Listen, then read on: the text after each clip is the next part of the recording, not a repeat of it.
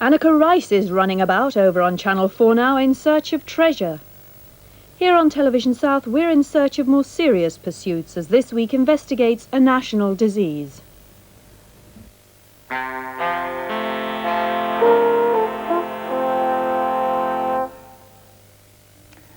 Good evening. In Britain, we now have ample evidence of a rich-poor divide in health. The words of the director of a government-backed project called Heartbeat Wales, which tomorrow publishes this report, the largest survey of its kind ever undertaken in Britain. It contains startling and conclusive evidence of the widening gap in health between the poor and the rest of the nation. While they were doing their research, we were doing ours in Sheffield.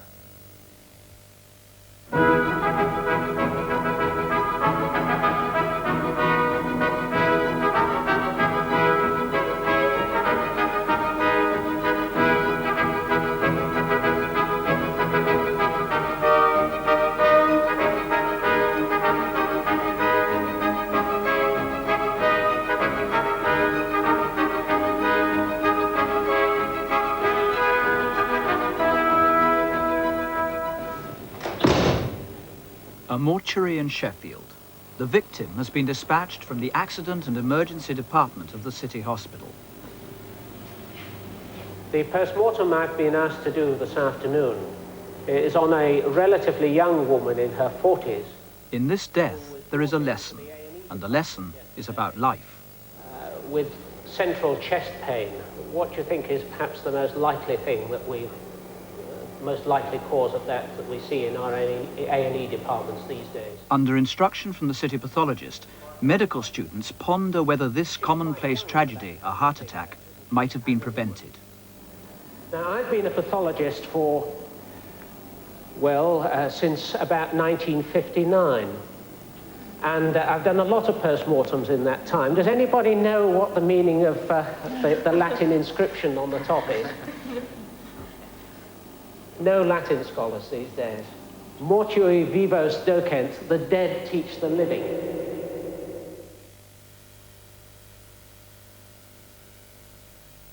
Sheffield was once a capital of steel, rich in energy and optimism, with jobs in abundance.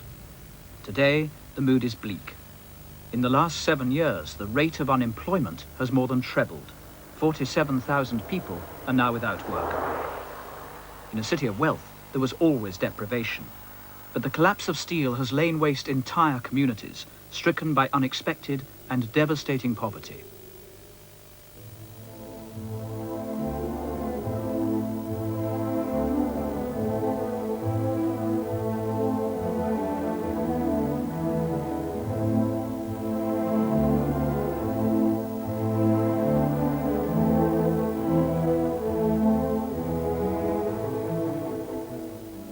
Of all the statistics that isolate the poor from the rest of the nation, none is more compelling than those about health. In this, the disparity between have and have-not is sharp and growing. In Sheffield, this fact has been identified with unique precision. It's now possible to stand in the heart of this city and to point to any part of it, any neighborhood, any estate, even any street, and to describe with precision the state of health of those who live there. And you can do more than that. You can make comparisons. For instance, you can say with certainty that the men, women and children who live here are going to suffer more sickness, more disease, and that more of them will die prematurely than their fellow citizens who live there. This evidence has been compiled by a computer, programmed to chart the health of the entire city. The findings offer the prospect of a new health policy. So far, and they're only on the edge of what's possible, the computers used to record every mortality and all admissions to hospital. Taken together, these figures are listed according to postal code and then grouped ward by ward. Thus arranged, the figures reveal that for all major diseases, the poorer the district, the higher the rate of sickness and death. A school playground, the arena for a game in which the children enact the alarming proportions of some deadly statistics. Every month in the city of Sheffield, almost 100 people die early diseases that could be avoided or prevented. But these deaths are not evenly shared by the population of Sheffield. If you live in a poorer part of the city, then you are more than twice as likely to die before you reach the age of retirement than if your home is on the richer side of town, represented here by the children on the left, while the poor stay on the right. Heart disease and lung cancer are the great killers. There are 70 deaths a month.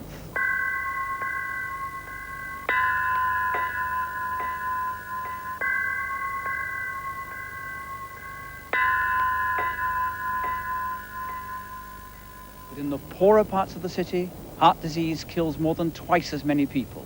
Lung cancer up to 3 times as many than in the richer parts. These are not just statistics, but real lives, cut short by preventable disease, in your 60s, in your 50s, in your 40s, and even younger. You may believe that your allotted span is 70 years, but in death, as in life, there is inequality. The statistics take shape at the very start of life.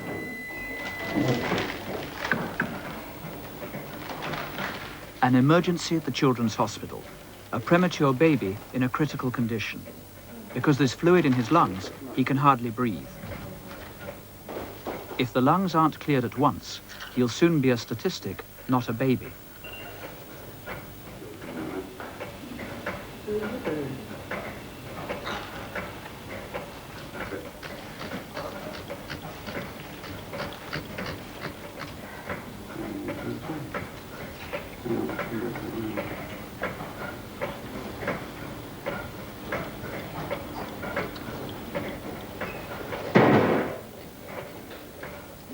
Sarah, could you tell the parents he's okay? For the moment, the crisis is over. A sick baby is salvaged, though others may perish or survive permanently damaged. And behind the advance of this high-tech, high-cost care, there lurk some nagging statistics. The mortality rate among infants born in poverty is double that for those born in wealth. The survivors, babies at risk as they're called, are in need of special care, and Sheffield now targets that need and those statistics together. On this city map, the Health Authority pinpoints the evidence that in Sheffield, the health gap between the poor and the rest of the city begins at birth. The pins identify the concentration of births in the city. The red pins represent babies at risk, 700 last year, clustered overwhelmingly upon deprived areas. Death, mortality, is the tip of the iceberg of morbidity, illness. And the sort of illnesses that we're thinking about are respiratory illnesses, that's coughs, colds, ear infection, chest infections, gastroenteritis and diarrhea and vomiting, failure to thrive and feeding problems. All these problems occur in these high-risk babies, and this is one of the reasons why we want to target onto these babies. These are babies that will, if you target onto them, will have healthier, better lives right the way through their childhood, you're saying? Most of these conditions are really amenable to treatment, and healthy children make healthy adults. And conversely, sick children tend to make sick adults. That's right, yes. In Sheffield, 3 times as many children are admitted to hospital from the poorer areas around the city centre than from the better off areas on the outskirts of the city. And if you take particular illnesses, the same inequalities prevail. For instance, children from deprived areas of the city are 3 times more likely to be admitted to hospital for chest complaints, while for gastroenteritis and severe stomach upsets, the figure's even more startling. 5 times as many children from poorer areas admitted to hospital than from richer areas.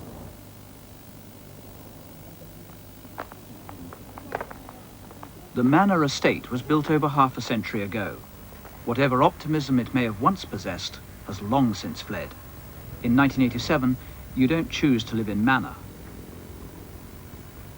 Despite a council programme of restoration, much of the housing is decayed, often beyond repair. Meanwhile, 18,000 people have no choice but to make Manor their home. 1 in 3 of the men are on the dole. the horizons of life are restricted and demoralizing. To have a car is to possess a rare privilege.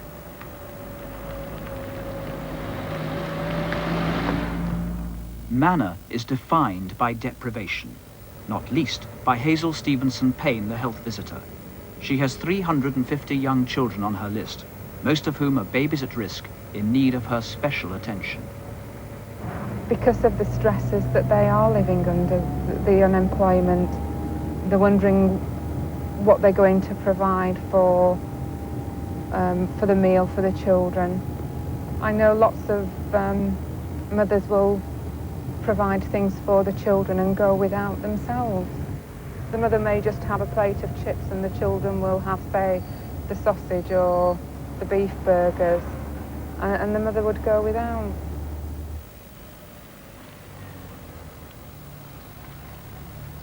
You find this distressing?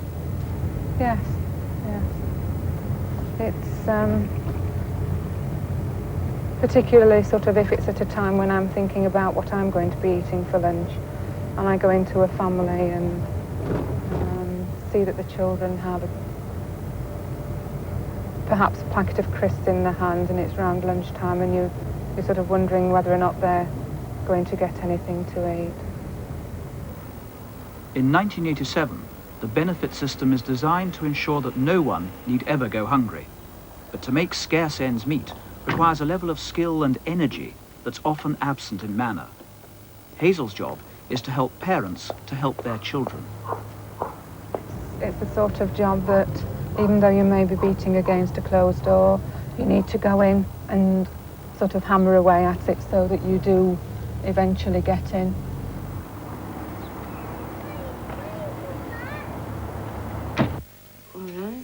Taking his food. In the Awoodsey family, there are 4 children, all of whom suffer frequent minor ailments. The baby Kieran, who's 6 months old, has a persistent chest infection. Mr. Awoodsey lost his job when steel collapsed. Mrs. Awoodsey has £43 a week with which to feed and clothe the family. Their house has damp walls, the windows leak. Winter is grim. These houses do tend to be a little bit cold, don't they? Mm. You know, They're freezing. This is the reason why you need to have the heating. They are, yeah, quite they're freezing, and we have to have it on high at night anyway when it gets Yeah. cold in here. But like if his chest is bad, we don't go to bed because I'm frightened of him, you know, coughing and me not hearing him. When I'm down here, it wakes me up straight away, so that I have heaters on and that down here, so it costs me even more then. Hazel has no optimism about Manor.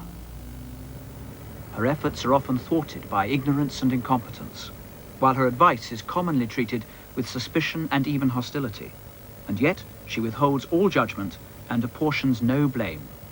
The main reason why they possibly don't pick up the messages is because of the lives that they're living, the very difficult situations that they're living with. I think anyone who was living in this situation for such a long time, as a lot of the people on the manor have, with very little hope, would feel the very same. I think the people on the manor cope really extremely well, given the circumstances that they are living with. Manor is not the poorest estate in Sheffield, but it reflects absolutely the statistics about health and sickness, life and death, which pockmark the poorer parts of the city. The depression in Sheffield means that wage rates are low. You don't need to be on the dole to be poor. If you're at the bottom end of the economic scale, you are statistically more prone to all manner of illness, or susceptible to stomach ulcers, kidney infections, asthma, emphysema, pneumonia, as well as cancer and heart disease. You are also less likely to heed advice about diet and smoking. Good health means getting by. As long as I'm able to get up in the morning and come to work, I feel all right. As long as I'm able to do things or whatever I want to do, then... While ever you're in good health, you can work. While ever you've got a bit of bad health about you, you can't work like you want to work. So I think health is a problem. What's your main diet? Every day, I don't have anything in the morning. I have a sandwich at dinner time at work. And when I get home, chips and beef burgers, things like that, yeah. What's called junk food? It is all called junk food, yeah. Well, it's not really no good for you. You can't go out and afford to buy steak and beef and best products. You're only on cheap ends of cuts all the time. So therefore your health problems start getting worse as you get older, especially as you get older. Because I think when you get older, that's when you're more at risk.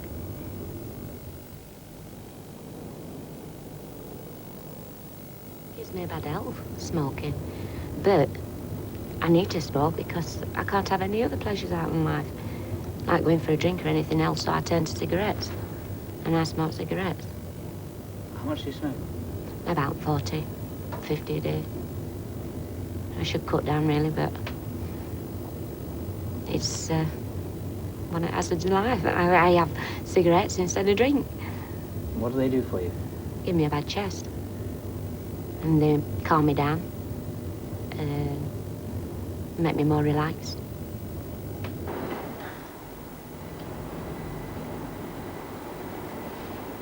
According to the official statistics, there are in Britain today 16 million people who live on or around the poverty line.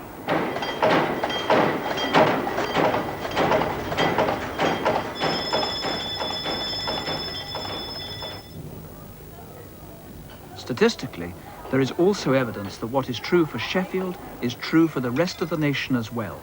Namely, that in 1987, poverty and ill health are still implacably shackled one to another.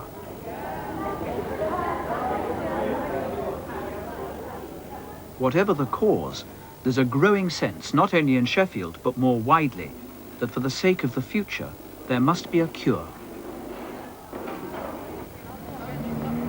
David Player is the director of the Health Education Council, an independent body established by government to promote the nation's health. The evidence from Manor confirms his own diagnosis. If you first recognise that there are inequalities and inequity in health related to environment and to standards of living, then you can do something about it. But there are going to be lots of people without jobs in the future. We know that there's going to be poor housing in the future. Aren't you flying in the face of reality to suppose that something can be done? Once recognise your problem, then you devise the treatment, so to speak, if I look at it from a medical point of view. Diagnosis, then treatment. What you can do is say, we have limited resources within the National Health Service, within local government, but we should target these resources more to the places and areas and people that need it. It's not an inevitable problem that's going to persist indefinitely, regardless. Not at all. Given the will, at national level and at local level, we can transform the health statistics among the deprived. There's a specific opportunity in the case of cervical cancer. A regular smear can give early warning of a possible cancer that, if treated, can guarantee a complete cure. But in Sheffield, those most at risk are the least likely to have a smear. The city is now making the first faltering moves towards targeting the potential victims of cervical cancer. Their programme is part of a new campaign in which the Labour Council and the Tory Health Authority sit around the same table seeking ways of making health care more available to those who most need it. Dealing with cervical cancer, on the other hand, involves a number of social questions. Their plan is to take a mobile cancer clinic into the most deprived areas of town. To give a report from the JCC on the progress of that. I know it was discussed yesterday. Yes, we've been involved in the social question. The women that we've talked to, the health visitors, district nurses and so on, are of the clear view that it is a social question, getting women to come forward. The clinical aspect of doing the smears itself is a small part of the operation. So in Manor and Castle and Park, where cervical cancer is 5 times the level it is in the better parts of the city, the problem is that only half the number of women are coming for smears, as in those better wards. So the women's groups that are sponsoring the Mobile Well Woman Clinic are of the view that you've got to go out there, you've got to provide a mobile clinic with the atmosphere which will induce people to come in. There is already a mobile clinic, but it's somewhat dauntingly official. It's not yet in the right place at the right time, and it has still to attract a queue of eager clients. It is, however, a start.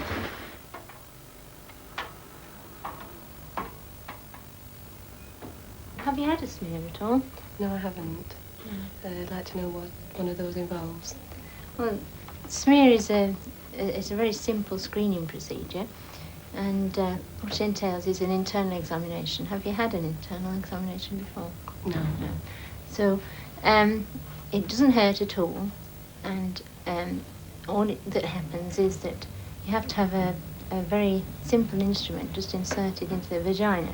And then In Sheffield, almost every death from cervical cancer occurs in the poorer parts of the city.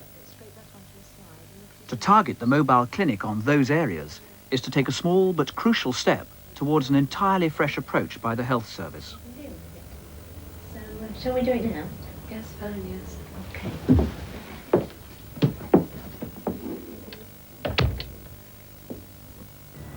To take the clinic to the people would be to park it in a practical place, by a factory, for example. It's women like these who need a regular smear, but who tend to ignore the advice. It could be that some are embarrassed or frightened or indifferent.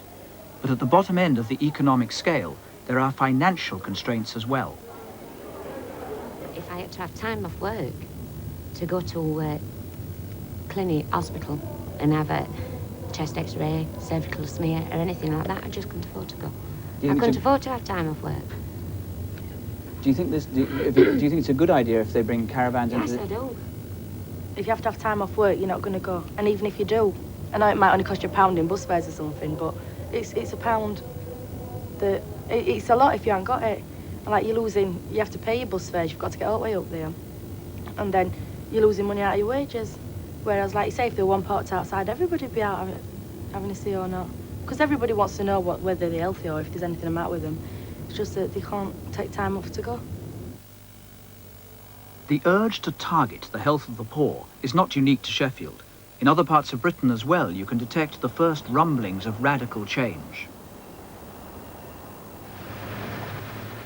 The thrust of the new thinking is to redirect the emphasis of 40 years. That's a good girl. Hey, this is all cold. Little Chris. Oh, you good. Can you hold down still for me? You're a good girl. All cold again. Oh, that's a good girl.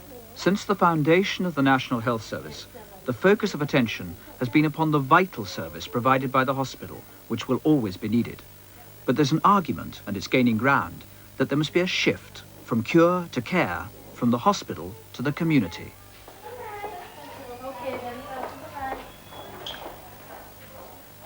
This official report was compiled for the government by a team led by Julia Cumberledge, the Conservative chairman of the Brighton Health Authority. The Cumberledge report proposes a fundamental reorganisation of health care. It urges the creation of neighbourhood centres throughout Britain, providing what is called primary health care in the heart of every community. I think at the moment that consumers have very little input into the health service as a whole. That is a great weakness. If you look at industry and commerce, the firms that really succeed are those who invest in market research. They've got to find out what the customer wants. If you look at the health service, it is the professionals that decide what the needs and wants are. I think that's wrong. I think if we only listen to the consumers, we would begin to tailor our services so that they really meet their needs.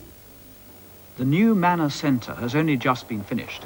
Under the Cumberledge plan, it will be staffed principally by nurses who will be given new responsibilities and greater status. On practical, not ideological grounds, Julia Cumberledge also foresees the diversion of resources from those who have to those who have not. A district is a very large area. The average is a population of 250,000. You can't provide a sensitive service to 250,000 people. What you really have to do is to look at the needs of much smaller groupings, neighbourhoods, communities, whatever you like to call them.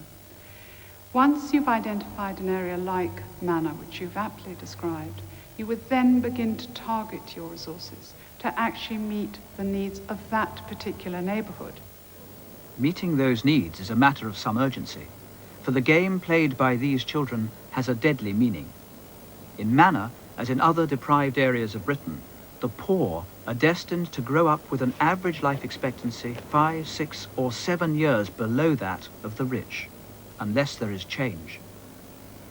It means a shift from cure and care to prevention. It needs a new public health dimension in this country. It's moving from a national sickness service to a national health service, truly. Now, obviously, if you do a post-mortem and you establish the cause of death, that is useful from the point of view of that particular family, because then What then are the lessons from the dead? I think one of the most important parts is to try and elucidate causes which may help to prevent the same sort of thing happening again. Which means perhaps that lesson 1 is that something can be done. Lesson 2, that resources could be targeted with greater effect upon those who most need them. Lesson 3, that this means a new approach to the practice, if not the principles of health care. And lesson 4, that clichés can be true, because prevention is better than cure. Those surely are the lessons from the dead. We've got to light this. What about lessons for the living? This is the smoke that would be pouring into your lungs where you're smoking this cigarette. What can we do to help ourselves? Britain is at the top of the league of deaths from heart disease, a major epidemic in search of a solution. That's our subject on This Week, next Thursday night.